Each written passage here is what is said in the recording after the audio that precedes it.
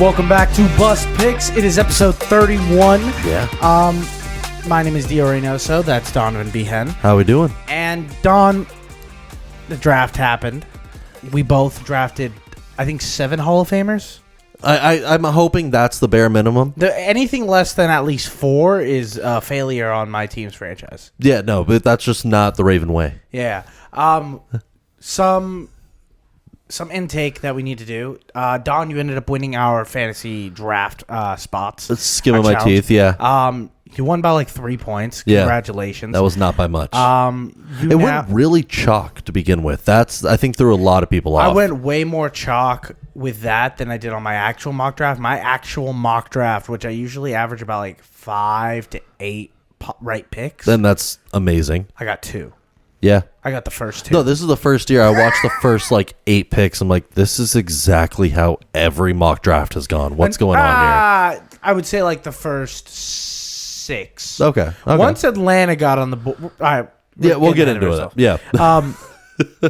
Fact of the day, Don. Give me a fact. Fact of the day, keeping with draft. The draft that just occurred. So in 1944, the Philadelphia Eagles selected fullback Norm Michael in the 18th Strong pick name.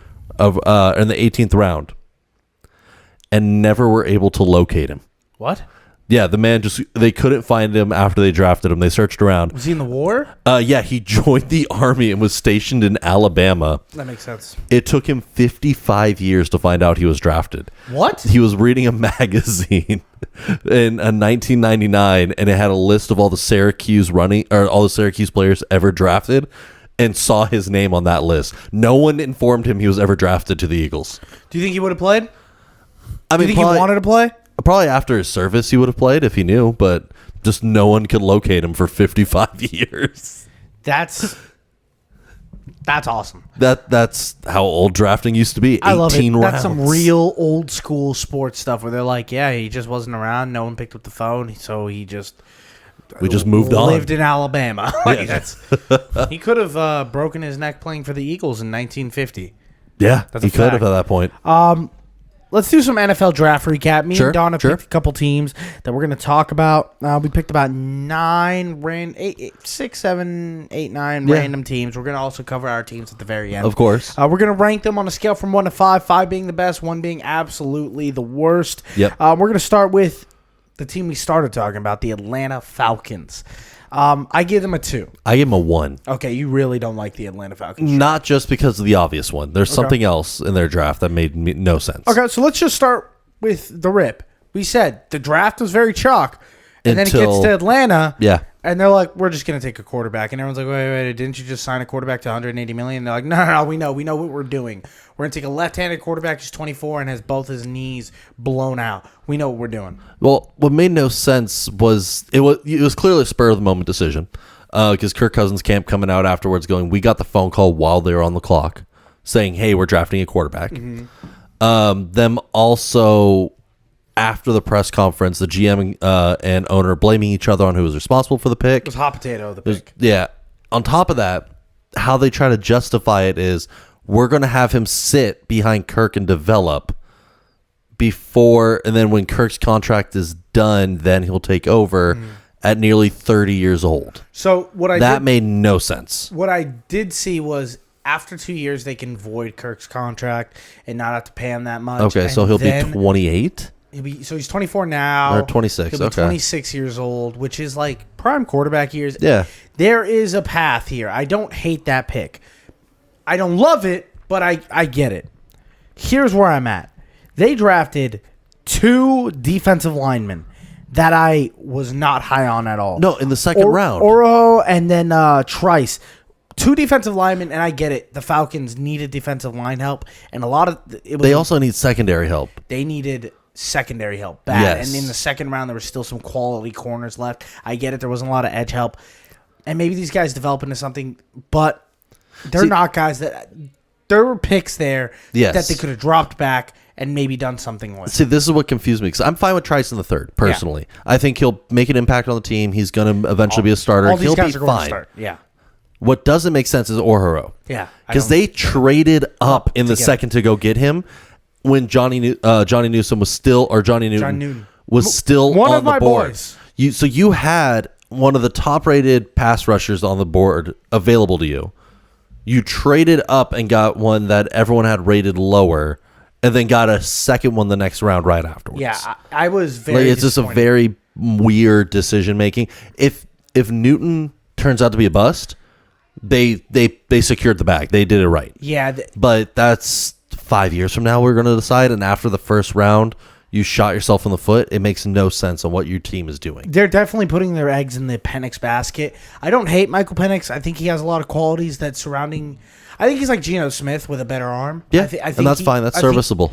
I think he can be efficient with the right coaching and the right team around him. And in 2 years, maybe he is a Jordan Love-esque player. We'll see. But until then, I'm giving them a 2. I couldn't give them a 1 because I think there is worse. I think there was worse. I think there might have been worse, but this is just one of the worst drafts I've seen. Because even I'm gonna give them a 1. Because in my mind, like, I could accept a bad decision if I understood the logic. If they reached for a player because it's like, this is my player. Yeah, if they're like, we want to go get the best defensive lineman on the board, let's go reach out. Let's go. That's up and fine. Get him. I can justify those decisions. I cannot understand the logic. I've like pundits. I have listened to other like podcasts. I've listened to everything I could, read everything I could, all the press statements that's come out of Atlanta, and no one has explained the logic yet. The logic is they don't want to be in quarterback purgatory anymore. They just don't. They really, since Matt Ryan had been like really well, and then the past few years with the Marcus Mariota experiment, the Desmond Ridder experiment, the owner has very much been like, no, franchise quarterbacks are so everything. I want to sign Kirk to Penix. That way we have 10 years of a road, which is, that's their decision. Yeah, that's just a mind-boggling one. Especially when we could have traded back and gotten picks later to secure the bag at a future point. Yeah, but that's where they're at. The Atlanta Falcons are a badly run organization. That's true. Let's move on to the next team, the New England Patriots. Dom, what'd you give them on a scale from 1 to 5? 3.5. It's fine. I gave them a strong 4. Yeah, I'm right around there. I like the Drake May pick. Drake May makes a lot of sense. I think he's the second best quarterback in this draft, but I also said Drake May is the most likely to absolutely crumble into dust if you don't know how to build around him. That's what worries me. They did go get some playmakers. Jalen Polk, Javon Baker, great picks. I love Jalen Polk. Yes. I love Baker from UCF. He's a dog. I think these are two guys that can build to being... I don't think they'll ever be number ones. I think they're complimentary number twos. But just fine. In a rebuilding team, that's what you want. Correct. And now, and I know this is like... New England Patriots fans don't want to hear this. You might have like 3 number 2s on your team with Kendrick Bourne. It works. And like it if you don't put Drake May in a spot, if they didn't go get Polk, they didn't go get 2 offensive linemen to come build this offense in the third Caden and Wallace right there. I think he's going to start this season at left tackle. I think both of them are going to end up playing a lot in this year. If they don't do these things, they're sending their franchise quarterback to the shadow realm, kind of like what they did with Mac Jones. I'm happy that the organization is learning to take steps in this new era without Bill Belichick and saying, we're going to support our quarterback. We're not just going to throw him out there and be like, all right, become part of the system. See, that's why I rate him just above average. Yeah. Because it's like none of these were the sexy picks to me. None of these were the big, flashy, franchise-altering. These were the picks you need to make. These are the foundational building blocks of an organization. This is what is expected of a team in my mind. I do think it's really fun because at the end of the day, all you want to do is like you want to watch the draft and then you want to lay in your bed and you want to watch the highlights of all the players you just drafted. Yeah, and like a quarterback and 2 wide receivers, don't mind if I do. Like, that's a fun highlight tape after, without a doubt. And like Polk's gonna catch some touchdowns and Baker's they're gonna have fun chemistry. They're gonna be good. I don't think they're gonna be a good team. I think they're going to be. You want to see flashes. They're still 2-3 years out from completing the build in my mind. But if things go right. They might be in the perfect position of rebuilding where the Buffalo Bills might be bad in the next 2 years.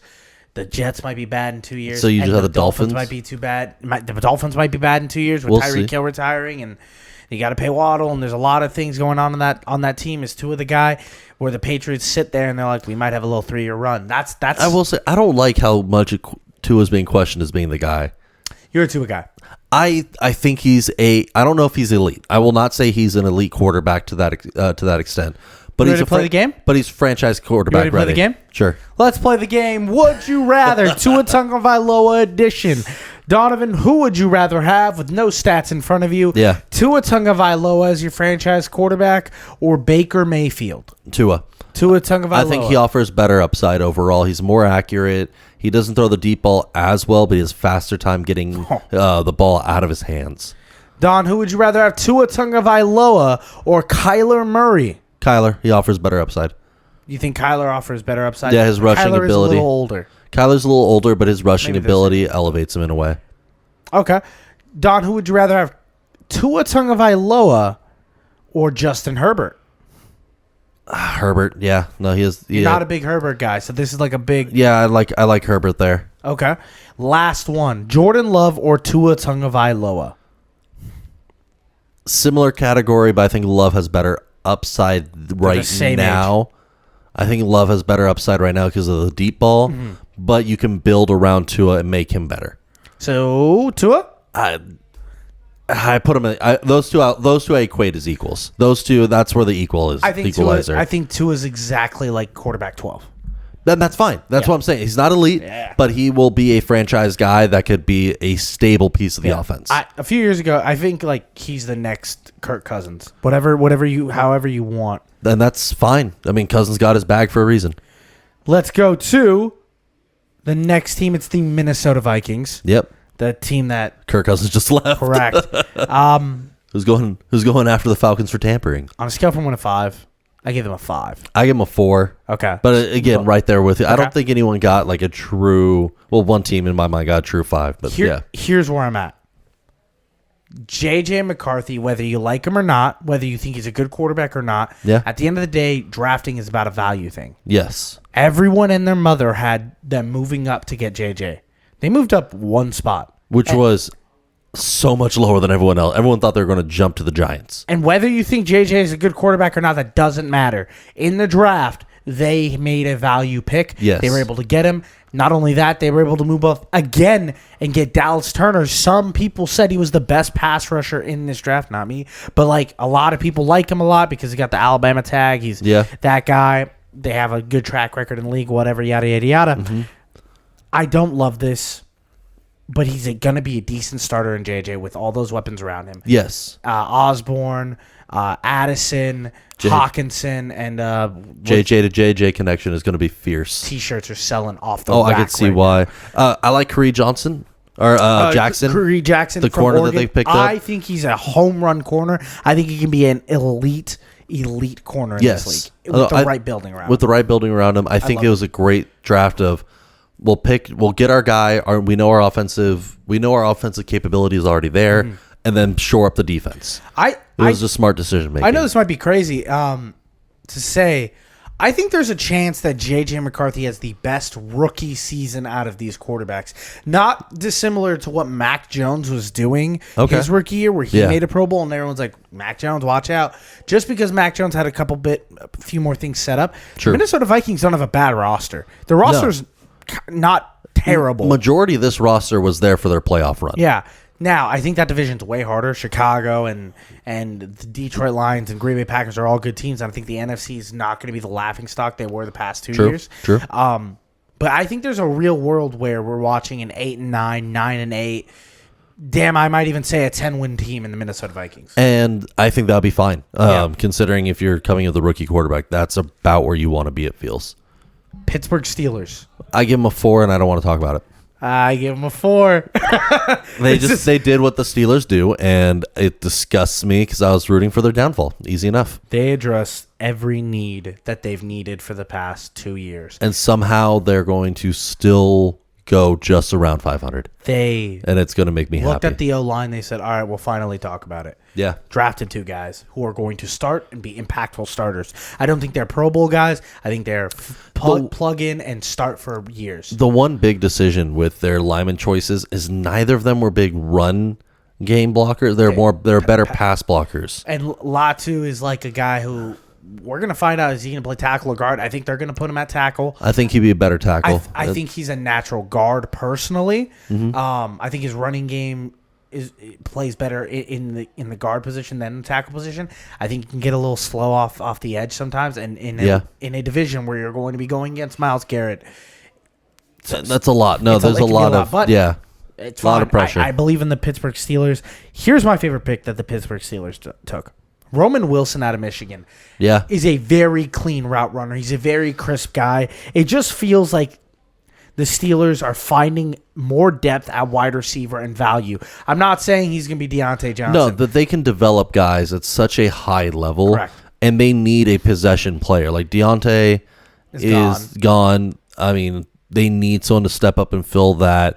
We need 5 yards for this first down kind of role, and he is that. Pickens will be doing this. Freiermuth will be doing that. I think in a few months we're going to be talking about Roman Wilson being like, oh, okay, he's a legit starter. He's going to be a top. They figured it out again. I think this season he'll end up being a top 36 quarterback or wide receiver, and that's gross to me.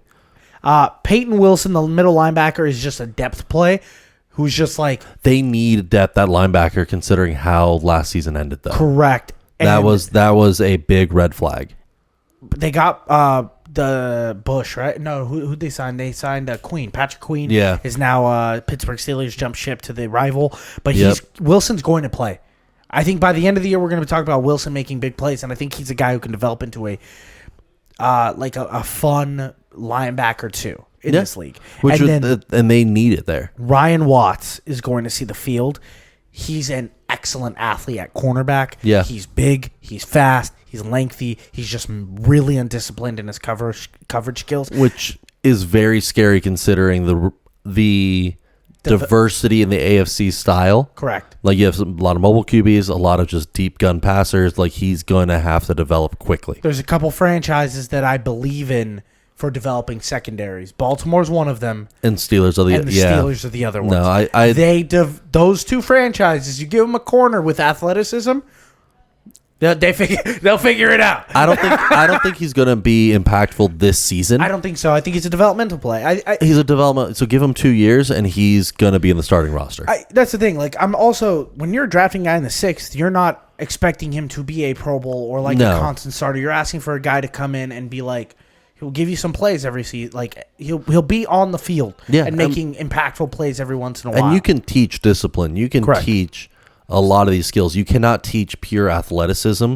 And I think that's the best way to draft at the end of drafts is going after just athletic, just monsters. And that's something the Steelers have figured out years ago. Philadelphia Eagles are up with the next assessment. Don, I'm going to give them the 3. I give him a 5. Whoa, you love the Eagles. You love Cooper DeJean. Well, I think if you look at what they did in totality, right before the draft, go and lock up both your receivers for long-term deals. Love it. So you have your offense shored up in a big way. Yeah. And then you go and just shore up your defense with the draft to create that balance. I wasn't the highest on Cooper DeJean. I think he's a natural safety. Yeah. I think in the right hands, he can be dangerous. I think this is the right hands. I was not high on Mitchell. No, you weren't? I was not. I like him. I wasn't the biggest. I make sense why he fell. I liked Arnold. I liked Wiggins way more. I'm not. Well, let me put it this way. I'm not saying that every pick they had was the best at that position. Yeah, but they're going to be playing well. But they're going to be playing. Yeah. They're going to be day one starters, and they just picked out exactly what they need to do. And they filled in the biggest gaps in their roster with immediate starters. Here's where I'm like, they're a 3.5 to me. Okay. Ainias Smith is a wide receiver from Texas A&M that I think was so underrated, never got to do the production that he was supposed to. And I think at the end of this year, we're going to be talking about Ainias Smith and the Philadelphia Eagles having a 3-headed monster. Okay. I think he's going to be a very good number 3 and maybe even the best number 3 in the entire NFL. Yeah. I think he's going to be a speed burner that... Or here's the thing. If we know about the Eagles, we know they like to do 3 things on offense. They hand the ball off, they run a read option, they do the QB sneak, and they throw it deep. They now have 3 guys that go deep. Yeah. You can't triple all of them. No, you can't. You can't run that safe through the mobile quarterback like Hurts. And Ainias goes deep. What? Okay, in my opinion, like I got to ask then. if you're that set on like this is going to be a three-headed monster, like they got even the deep picks correct, why 3.5? I think that was the where's the issue? The issue for me was the other picks surrounding those ones. Okay. I don't think that they hit quality players that are going to impact the roster. I think they clearly have a really good roster. Yeah. I would have liked more defensive line help in the earlier rounds. I think they double dipped at the corner position, which was an issue that they needed. Yes, they need to address. It was just I didn't love the picks that they used them on. Okay. You're telling me if they walk away with Wiggins and like Cooper DeJean, then I swallow it. I'm like, okay, they have a safety. And that's the thing. They're not saying that he's playing safety, and I think he is a natural safety. I understand we want the white cornerback, but I don't think he has the ability to do it. You put on the tape against Marvin Harrison. Marvin Harrison was cooking him, and I get it. That's Marvin Harrison. But at the same time, I think him as a slot corner would be fine. Could you name me a Big Ten West quarterback? Don, I love college football. No, that's true. There is not a Big Ten West quarterback that will ever touch an NFL field. So, you're telling me, he was amazing in the Big Ten West. Yeah, dude. And then when he played Penn State, who also doesn't have a good quarterback, played against Michigan, who, say what you want about JJ. Yeah. Go put on the CJ Stroud highlights. He was cooking Iowa. So, it's not even like Cooper DeJean's a great coverage corner. I think he's a safety, and that's my kind of bit with him. I really didn't want the Colts to draft him, and I'm very happy we did. It feels very much that what role the Eagles put DeJean in and how he excels will change your entire opinion on this draft. Here's the thing. This can be a 5 for me very quickly. And I'm still rooting for Cooper. I want him to be amazing. But that's where I'm just trying to find why we had such big variance there. Las Vegas Raiders are next. Don? 2. 2. I got 2. Yeah, I mean, some people gave this the worst draft. No, because they got great playmakers. Like Brock Bowers is an excellent athlete, without a doubt. See a world where Brock Bowers, this highly touted offensive weapon coming out of college, everyone's like he's a can't miss prospect, gets drafted to the Raiders, and all of a sudden he becomes a bust. And then in a few years we look back and we're like, why'd we draft a 6'3" tight end? No, I could see it happening, but you could see that about a lot of different players, depending on the situation they fall in. It just feels like the perfect narrative for what the Raiders organization is at this point. It has been. Sure. To me, where I'm looking at the lower scores is just like the picks that they got, athletes. That's fine. They are good players. Mm-hmm. I don't know if they fit to the team. That's where I'm looking at. You have Gardner Minshew and Aiden O'Connell. Neither are long-term starters. I wanted them to get Spencer Rattler just to throw another. It's got no shot at quarterback to address your biggest issue. They didn't really take a big defensive pick at all that excited me in any way to address their most glaring flaw there. I think they need a cornerback help too. They do. Their secondary is gashed at the moment. In a division where you're going to play Patrick Mahomes and Justin Herbert and now Bo Nix. Possibly. We'll see how that one shakes out. But didn't address that. Didn't really address the running back position, I feel, in any meaningful way. They believe in Zaire White. And as a Zaire White dynasty owner, I believe in Zaire White as well. They did address the running back in the later rounds. They got a really good receiving back. He'll be like a third down scat back, whatever. I think they're going to run running back by committee. They have Madison as well, but I'm completely out on Madison. I know. Yeah, he burnt me last season there. But it didn't feel like the most glaring issues they took any big changes at. They just we're like, oh, this guy's athletic. We'll take him. I like the Jackson Powers Johnson pick from Oregon. I thought he was a first round talent. That one's a good, but it's one. That's the one. That's the one, and Brock Bowers wasn't a bad pick. No, it just wasn't a fit. It wasn't a fit to this team. Yeah, he's not a bad pick. That's what I'm trying to say. Is none of these guys in my mind were bad picks. I just don't know if they fixed what the Raiders needed to work on. Was this the most disappointing draft?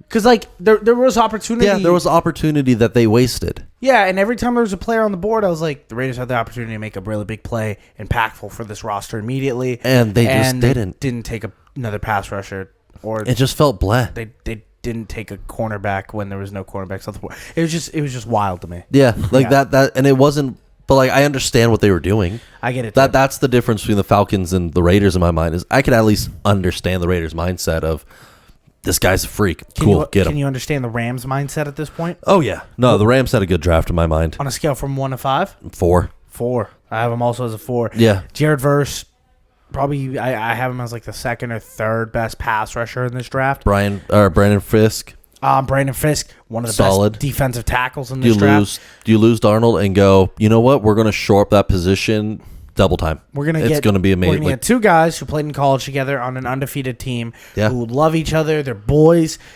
Let's throw them in L.A.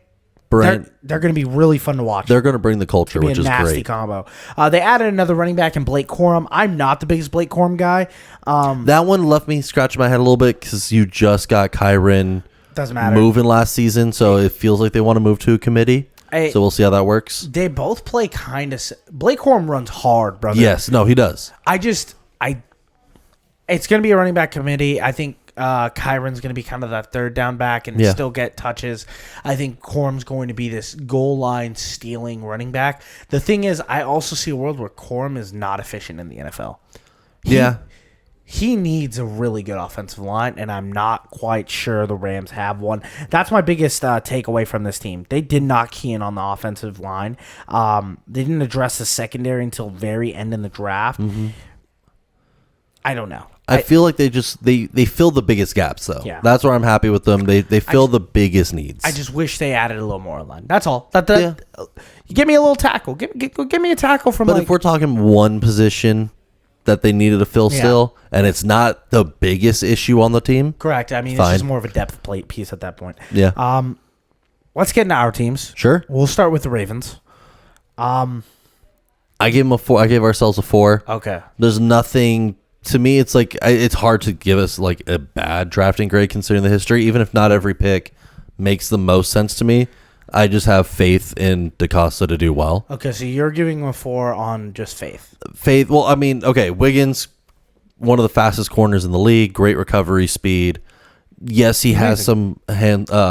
He's amazing. Yeah, he's amazing. I love him. The hamstring issues, we'll see how that goes. That could be also built up. He'll put on the weight, which I think will help. I think 170 is a little light. I'm not worried about him at all. No, I think in this Baltimore, he'll work fine. I think.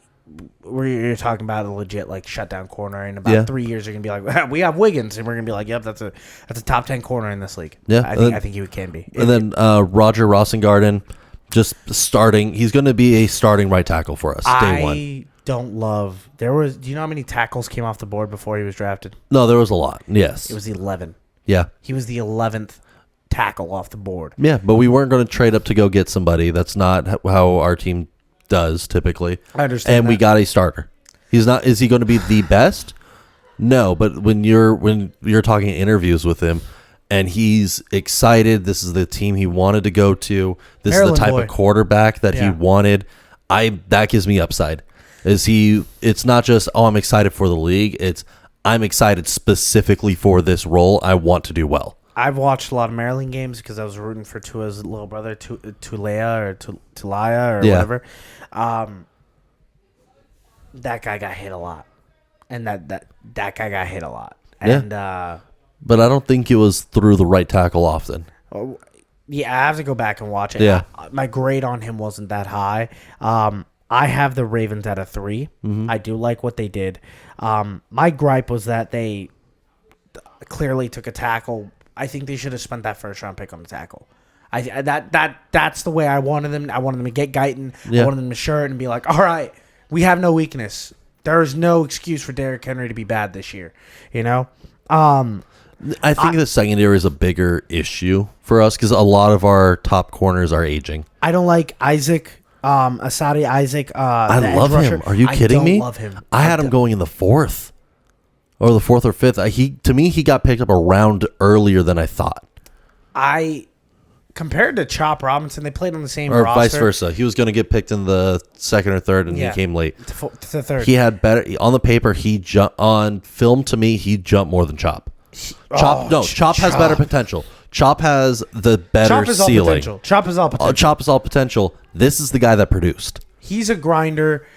I don't think his physical skill set is built for the next level to be an impactful player. But here's my thing. He doesn't have to be an impactful No, player. if we get 6 sacks out of him, that's a success. Just don't know how he gets on the field over some other players on this roster. I think my gut instinct, considering we have had like Justin Houston play that kind of role. We've had like a lot of journeymen come through for that specific come around, specialty. Davion Clowney a few years, like 2 years ago. I think we're just filling in a young guy to permanently take that spot, so we don't have to keep relying on journeymen. Here's the good thing. That was the addressing. I love TJ Tampa. Yeah. I think he's a good corner. I think he could be a great nickel corner in this league. And my favorite pick was Devontae Walker. Yeah, that late round. I think at the end of this year, you have a number 2. I think he's going to be behind Flowers. I think he does the things that you want like a Nelson Aguilar to do. Yeah. But like a little bit more streaky with it. Sure. I think the Rashad Bateman pick has officially been like, all right. We just re-signed him. I don't. Yeah, we extended his deal. I don't think Rashad Bateman. I think you guys picked up his 5th year. I thought we extended him for more than 1 year. Oh wow. I think we gave him a 2 or 3. I don't think Rashad Bateman has proven anything to get a second contract. He was solid. Like it's just the injury concerns that with him with me. That's the worry. I do like the running back we got. I think in the 6th or 7th. Like it just when we go for a late round back, they typically hit in some kind of way, meaningful way. You just need a running back to just make sure in case Derrick Henry falls. I mean, well, we have Mitchell already, so it's that kind of in between. More just like have like a little bit of everybody back there. So yeah, I ended up giving the Ravens a 3 out of 5. Sure. Let's go to the Colts. Don? 4. They did fine. I have a 4 They as did well. good. I love this draft by the Colts. All right, so the Colts did not scout Latu at all. No. The only thing that they were doing, because every team has to do this, their doctors got their hands on him. Mm-hmm. Neck injury is a big problem for Latu. He's the number one. Is extremely worrying to me. Correct. Here's where it's like, it's okay. Same surgery from the same doctor that did Peyton Manning's injury. Yeah. Neck injury. He's the best neck surgeon in the country. And since that neck injury, it's been 2 full years. And what he's done is first team all Pac-12. Yeah. That neck injury is a damn near non-factor. He's the best pure pass rusher in this draft. Is his run defense a little worrisome? Yes, it is. He makes plays. Yeah. He intercepts the ball. He plays in coverage. He's a true outside pass rushing linebacker that I think for the first time in a long time the Colts have a legit pass rusher. He's going to be there with Kwity Paye, who had 10 sacks, Glover Stewart, who had 10 sacks, Buckner, who had another 10 sacks. This is a very good defensive line coming into next year. I'm very happy about that. It's the first time in a long time I can really say that about the Colts. Yeah, I'm excited for this kid. I guess I'm more worried about a neck injury. I agree. Because I get that same one as Peyton Manning. Yeah. Very different level of physicality from a quarterback to an outside linebacker edge rusher. I completely agree. That's where my concern is. But at the same time, you can't take this shot on injury alone. Correct. And if you take that out of the picture, he is going to fit in an elite way to this team. I think he can fit in great. My favorite pick was our 2nd round pick. Getting a wide receiver like Mitchell. Yeah. Who I had as my 5th receiver in this draft, behind Thomas and the 3 Aduze and all those guys. Rome and all them. Yeah, and he's electric. He reminds me of a Chris Godwin type player. He's long. He can make plays. His problem is people said that there was these rumors about him having a bad attitude. We'll find out. Yeah, we'll see how that goes. But our GM very much assured us it was a lot of it's lies and a lot of it is crazy. That rumors, who knows? Yeah, it's rumors. You can't. The team knows. The team will figure it out more so than the public will. The Colts aren't known for drafting divas. It's a very quick, we're cutting that out of our roster. Yeah. It doesn't work in a small town of Indianapolis. That's true. That's very true. I kind of just... a diva in Indianapolis will get turned on huge because it's such a family town that it just won't work. I think that's going to be huge. I think we added offensive line depth. I'm not saying any of these guys are starters. I think they're guys that'll grow behind a aging starting offensive line that maybe next year can take a step up and grow. My biggest gripe, we didn't address the secondary until the very end of the draft, and we drafted guys that I don't necessarily love. We drafted long safeties and long corners, and I know Chris Ballard loves his athletic players. He loves to draft these guys off the athletic charts. It hasn't really paid off. Not too often, no. Yeah, that it doesn't really match to. I think the biggest concern is seeing the Jags load up on receivers. Yes. I think that is the immediate gut response of this is what we're facing in our division. Yeah. We're going to try to pick the archetype of a player that best addresses that, not what best fits the scheme. I think the Colts are in a spot to have a really good receiving core with Josh Downs, Pittman, and now Mitchell. Here's the thing. As good as that receiving core is, even if they hit their purest potential, we still have the worst receiving core in our division with Calvin Ridley and DeAndre Hopkins and the entire plethora of Tank Dell and Stephon Diggs and I'm forgetting the last guy in Houston. I was like Zay Jones just got cut. No, there's a guy in Houston that I'm forgetting. He cooked us Collins. Nico Collins, and then Jacksonville's Christian Kirk, and now Thomas, who I think is going to be a really good pro, and Evan Ingram. Like we're in a tough spot. Our division just got really good. It's a pass happy division now. Let's go to bust of the week. Don, bust of the week. Who you got? LeBron, but overall the Lakers. All right. I'm going to go first. Okay. My bust of the week is the Dallas Cowboys. Okay. I'm going to make this very quickly. They had the worst draft. They have a 1. Their draft is so laughable, but Jerry Jones needs to step out. He needs to get out of this team's way now. Not only is he doing that, they said, all right, you know that running back that we're still paying that we cut last year? Let's bring him back and paying $3 million. I think, including the contract, the $3 million, he's the third biggest dead cap hit in the league still. Crazy. Like this upcoming season, he is third overall in dead cap space. That's crazy. Like makes no, and they're still paying his dead cap. So even though they signed him to a new contract, they brought him back. Contract. They're still paying off the dead cap, which is my bust of the week. That is silly. Yeah, like it's like you don't bring him back and erase it. He might win. He might. And know what I hate? Make a bunch of money. Selling those jerseys again, though. Yeah, that's true. I mean, he's a fan favorite, but it was a PR move in my mind.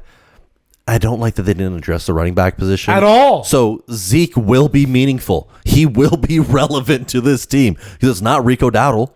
No, like Rico's tiny. Like it's gonna be Zeke. It's Zeke too many years late. Makes no sense. Don, bust the week. Like I said, LeBron and the Lakers mainly for be gentle. The second chance points they gave up. Free throws missed. And missed free throws, not just in this last game, in the series. Yeah. That's what killed this team in my mind. In offensive rebound, 56 to 37 differential. Ridiculous. We've won 8% higher offensive rebounded efficiency rating to the Nuggets. I think we had a lead for 75% of the entire series. And you give up second chance points in meaningful minutes, and this is what happens. And the reason I said LeBron and the Lakers, there was multiple times in the final game, LeBron is in the paint. I get he's your star player. He should not be that. He's the only guy that can score in the fourth quarter. Yes, he is, but he wasn't boxing out, and that creates a deficit of Nuggets get the offensive rebound. They end up getting a second chance point. You have to then score more. There's more pressure on you. You're having to do more He's just doing work. So much on offense that they had big men on the bench. Woods never went in. Yeah. That made no. Well, let's not blame that on LeBron then. No, that's why I'm blaming on the Lakers overall. Well, let's not blame. No, it's Darvin Ham's move. There you go. It's a Darvin Ham move. But if LeBron is playing the 5, which multiple times it was him and Jokic in the paint. Yeah. And he is right after a shot, turns, stands, looks, does not find a body, does not get big, and allows guys to come up over the top of him. Lakers lose. And I guess we can now funnel this into the next thing. We're going to talk about the NBA playoffs check-in. And we can start with the Lakers. 9 missed free throws in the last game. No. 9 missed free throws. We watched it with our friends. To 1 that the Nuggets missed. our friends, we all knew that it was going to come down to those free throws. Yeah. I've gotten over the game. I've kind of expected what was going to happen in this series. My thing, that was rough. I'm not ready to say goodbye to LeBron as a Laker. I'm not in a place as a LeBron fan, a diehard LeBron fan, a diehard Laker fan. I'm not ready to say goodbye. I'm really not ready to say goodbye, and all the reports are saying he's going to opt out if we don't sign Bronny, and I'm now stuck at a crossroads of, do we sign Bronny so that way we can keep LeBron for another 3 years? Is that what's best for the organization, or is that what's best for me as a fan? And I don't think that's what's best for the organization. We are passing up. What is best for our organization? I think we need to develop young talent. And we are capped with Davis. We are capped with LeBron. There's no world where we can develop talent if we don't have the picks. Because we sold it all for this, and this is not working. We have put ourselves in such a rough spot. Would you say the LeBron era is a failure? No, because you got one ring out of it. You got one ring in 3 to 4 years. In 5 years. 5 years. We went to a conference championship. Yes. And won a finals. Yeah. That, to me, that's not a failure. I would say 27 franchises in the entire NBA, if they had that 5-year run with LeBron James, statues are being built. But because he's in Los Angeles, or if he was in Boston, or if he was in, that's probably it, just those two cities, or maybe Golden State. Yeah, they would not be. They'd be talking about him like this, and I don't think that's fair. I don't think it's fair at all. No, the reason I'm looking at it in this perspective now is, unless we deal these guys, unless we figure things out, we're limiting into the future. That's the issue. The window's closed. Mm-hmm. It is done. Like, there's no push back, like with the current roster that we have. What if we get Trae Young? If we get Trae, then if we could pull off a miracle like that, sure. It's not a miracle. I mean, Rui, Reeves, Vanderbilt. But then we're selling every young guy that we have who's a good role player. But then we have Trae Young for the next 5 years. But we've tried this exact setup before. Think about the Kobe, Nash, Dwight. The real problem was Anthony Davis stopped developing once he got here. Yes, because he refused to play the 5 spot, didn't want to stay during the season in the paint, wanted to be a 4, and we gave up any physicality on getting boards. I don't think a lot of people blame AD. I don't think AD gets the blame. LeBron was never supposed to be what he is right now. He's had to continue being. He is the best player on the Lakers. Yes. I don't care what anyone says. He is. He is. He should not be at 39. No. He was not. He didn't want to be the best player on the Lakers at 39. 5 minutes left, tight game. Let him take over. Yeah. He is a mentor to develop other players, and he is there to assist and pass it out. 27 points a game still. He's not supposed to be doing this. Anthony Davis was supposed to step up and be the guy who we can be like, that's number 1. LeBron's finally number 2. Pass the torch. All that stuff. But it's not working. That's the thing. It's not I working. Fear you might be correct. And I think the window's closed. I think this is time to blow it up. You can go get picks for Davis. They won't trade Davis. No one will come. If they don't, they will not trade Anthony Davis. Anthony Davis is going to be on this roster for a lot longer than you. I don't want it. Whether you want it or not, no one's going to give you the value Anthony Davis is worth. No one. No. Anthony very Davis true. is a put butts in seats. And me and you can remember the era of the Kobe to LeBron era where it was like that 2014 to 2017 where no one was going to Laker games. Yeah. We were only going to watch like broken Kobe or retiring Kobe, but there was lineups that they were pushing out there. Then no one was like, none of these guys are starters. I'm not ready to go back to that. No, but I think that's best for the team is give it a few, because otherwise if we're stuck with Davis, even if no one will give us the value for him, we can still get some kind of value and start developing. Okay. And I just don't see how else we get there. Suns get swept. Yeah, the coach is going to get fired. Vogel? I thought he was a good coach. No, Vogel's a fine coach, but clearly just not with this system. So when you piss off Durant, it doesn't make sense. About this owner absolutely doesn't know what he's doing. He bought the team about 3 years ago for $4 billion. Apparently, he's way too involved. It sounds like Kevin Durant's already starting his campaign to go back to Oklahoma and go there and help them win a title. That sounds like a perfect storybook ending to his career. I don't care what anyone says. I like Kevin Durant.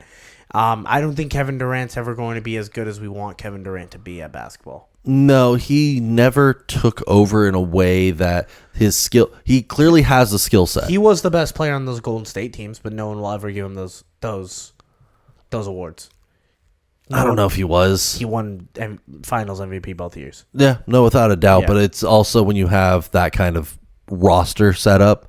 Yeah. He literally just needed to go there and hoop. Yeah, that's all he had to do. Have to worry about nothing. But it's anything outside, and even on those teams, he never became the dominance that I think a lot of people put him into the category of, or wanted him to be that category. But he's been consistent, and I think that's even scarier. Devin Booker rumors to New York are already starting, and there's already a campaign of those aren't true, yada, yada, yada. Devin Booker's a big name and probably wants to be in a big organization now. New York kind of feels like a perfect fit for him. It does feel like a good fit there. I think the biggest issue with the Suns to me is the fact that after you lose in the playoffs, immediately almost every star player you have is already tied to another team, and there's already rumors of your coach being fired. That to me just says your team is in dire straits. We're in a bad spot. Yes. If that's the case. Next thing we're going to talk about are the Indiana Pacers real? They just lost tonight to the. I don't think they are. Okay. I don't think they are yet. Okay. I think they will be in a few seasons, but when their biggest wins come when Giannis is out, Lillard's out, and they're still having trouble with a 35-year-old Pat Bev. I do think they're a year out. Yeah, they're a few years out, but they will be. The talent is there without a doubt. They're gonna grow it. They have to adjust. Takes time. What makes them scary is during the regular season was they were able to play at a super fast pace, a 7-second or less offense, and continue to be efficient under those circumstances. The boys are good. I think facing the Bucks in the first round, even with star players out, in a Doc Rivers system of, hey, we're going to slow this down and play grinding, smash mouth basketball in the half court, 5-on-5, both offensive and defensive. The Pacers weren't ready for it. It felt too young at this moment to adjust on the fly for this kind of matchup. But now that they've experienced it, I think it will just help them grow and be stronger in the future. I agree. I think young teams getting put into situations like this is where you grow your experience, is where you start developing the talent to get to the next level. The problem is in small markets, if you don't capitalize quickly on the experience, you probably got a small window. Your young players are like, well, I want to leave then. I want to go to a bigger market, and that's what happens. Yeah. So Indiana needs to get on it quickly and start figuring it out next season. Best case scenario for me for this team, push it to a game 7, because we're 2-2, I think, right now, right? I think it's 3-2. 3-2. Indiana leads. Yeah, Indiana leads. If you can get and it goes to Indiana. It goes to Indiana. If you could somehow squeak this one out, or if you lose only like that game 7 matchup and it's tight, I think that's the best situation for you next season. Yeah. Because you're not going to sniff past this, I feel, with the way the East is lined up, but it gives your guys as much experience and confidence as possible. So, Don, Luka Doncic is just disappearing now? He just doesn't show up anymore? I don't understand what your take was with this at all. In every statistical category, he's stepped here we go. We're going up. To stats. We're going to stats now. Watch the games. Yeah. Watch the game. Where's Luka? Is the there might as well be a wanted missing poster on cartons of milk all over the Dallas area. You know he was hurt last game, right? Yeah, and that's had to why. sit out. Where's he at? I was looking all over my TV. I was like, there's no Luka here. I have to watch the Kyrie Irving show. The real best player on the Mavericks the whole time. Oh my goodness! So you're blaming him because he got injured? Yep, he's a bum. No, I think Luka's doing fine. He's averaging 52.1 from the field, 32 from the 3. 29 a game right now. 34 in the playoffs. Jesus Christ. 34 points a game, 7 assists, and just under 6 boards in the 3 games. His turnover numbers from the regular season have actually dipped. He's has gone down slightly. Mm-hmm. His blocks went up by 0.1. No, he's the MVP, and he's probably the best player in the league right now. Yeah, it's scary. Here's my thing. I have to take every inch with this Luka debate at the moment. I know. I do think they're not as good as they should be right now. I don't think they're as well rounded. Yeah, they're not well rounded. They are very. They're Luka and Kyrie dependent yes, at this point. 100%. Being dependent on Kyrie Irving, I love Kyrie. Probably not the best fight. Probably not the best thing to do. Most likely, no. It doesn't feel like it. A few more things. The Cavs. The Cavs aren't as good as we thought they were going to be. I mean, Jared Allen has missed 3 games now? I believe yeah, 2 or 3. He's an anchor, but they have Mobley still. That's in the. I feel like there's too many good players. Like Mobley's good, Garland's good, yeah. Donovan Mitchell's good. Great. None of them have elevated to the killer status. None of them are. Donovan Mitchell was a killer in Utah, and I think he's been nerfed by the Cleveland. It feels steam. like it. There's two because I think his game style, Garland and Mobley, they overlap too much. There's too much of these guys. If they split off, will all be. I think the Cavs solid number ones. A veteran player that knows how to distribute the ball and take over when the right time. They need a guy who gets 7 points but 15 assists. But has the ability to go and average 26. You know what the Cavs need? The Cavs need LeBron James. They need Chris Paul.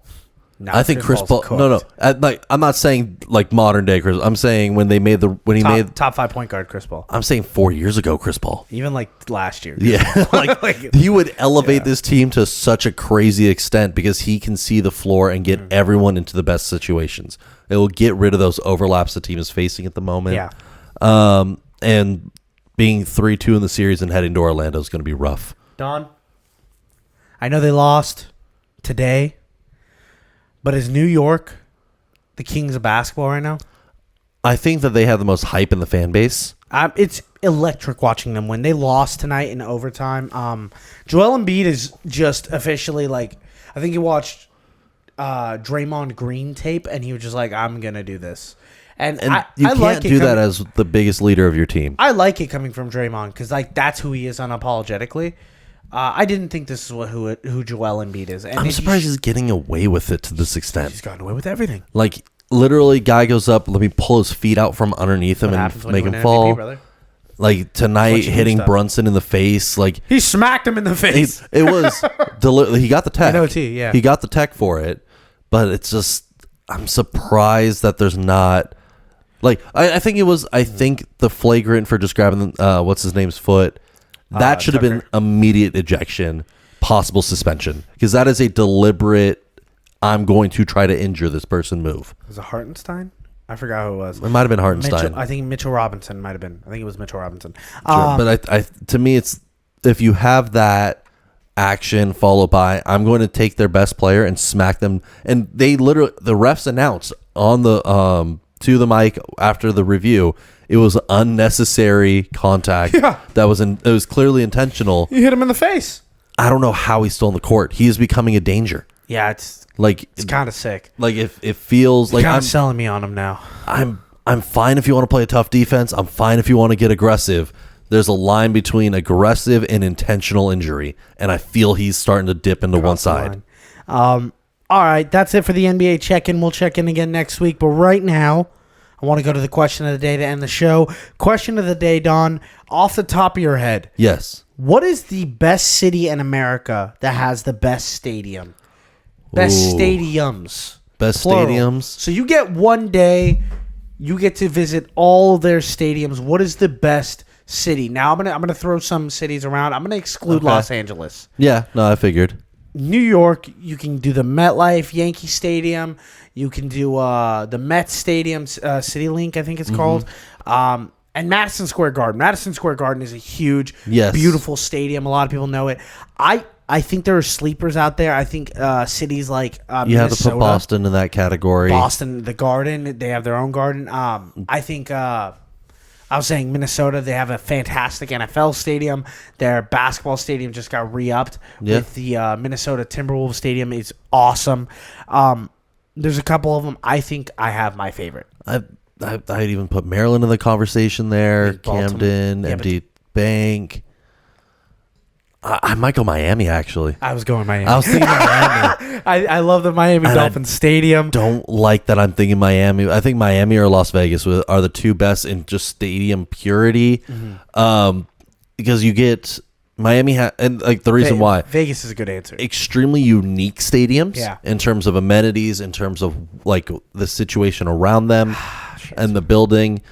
And you get a large volume of stadiums too. So it's never a dull kind of like, oh, we get 3. Yeah. Like Miami, you have baseball, you have basketball, you have MLS. Here's the caveat.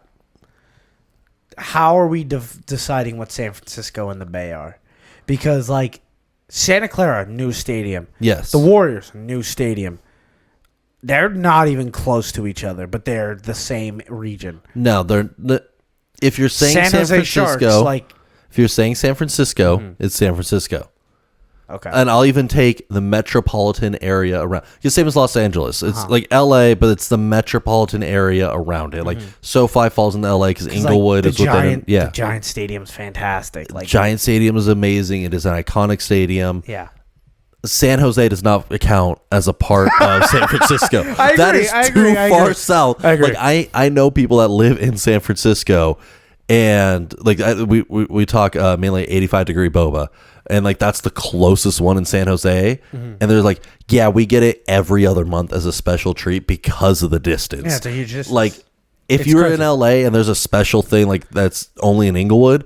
That's fine. You could take a weekend to go do it. You don't have to plan a month in advance of, all right, are we making the drive? Are we doing this? Like are we going to take the whole day to go to San Jose and back? Yeah, it's like that's not a part of the city. That is broken off. Yeah, it's like you being like, I guess we'll go to Bakersfield today. Yeah. No, I'm not driving 2.5, 3 hours. That's not a part just to go of it. see some cows. Well, I mean, in terms of San Jose, like I'm not driving 3 hours and counting that as part of the same metropolitan area. Those are completely divided. So Vegas now. or Miami? Vegas or Miami have to be the best. Yeah, I mean, outside of like New York and LA are amazing. Boston's great. I think Charlotte's got some bangers with the Panther Stadium and like the Hornets Stadium. But I'm even looking like Miami, Las Vegas even have motor speedways, which are wonderful. Have Formula One, and they get Formula One. Like I think Miami and Vegas are like. New Orleans is fire. I feel like, but at the same time, I feel like we're sleeping on Houston. Houston's dog wash. It's awful. It's awful. Like, I hate the city. I'm thinking in volume, like none of the stadiums are extremely unique in any way. That's what I'm saying. Like the uniqueness of it, like the Raiders Stadium's cool. Yeah, like who doesn't want to be in a hot tub during a football game? That's what I'm saying. Well, then you're right. Jacksonville's the answer, or Tampa. Tampa Bay's the answer. Tampa's fun. Tampa Bay's cool. You get to see a boat, and then you're indoors with the Rays. You just don't, and you get the Lightning. The Lightning are a good hockey team. Yeah, no, Tampa's really slept on. I feel in terms of stadium quality there. I'm gonna give you a fact of the day before we end the show. Let's do it. Do you know that in Tampa they have a giant festival where everyone dresses up as pirates? I love that. It's like Mardi Gras, but like they have like a huge thing where they all dress up as pirates and they all go day drinking, and it's like a whole weekend event. I don't know the name of it, but I want to go experience that so bad. Yeah, that's why they're the Buccaneers. It feels like a Renaissance fair, but citywide. It's like a national holiday. It's so sick. That feels amazing. Gras. Thank you guys so much for listening to another episode of Bust Picks. I know it got off the rails at the very end, but draft analyzing, doing all this gambling, talking about the NBA. You need a break. You need a palate cleanser. Yeah. So thank you guys so much, and remember, pray for the parlays.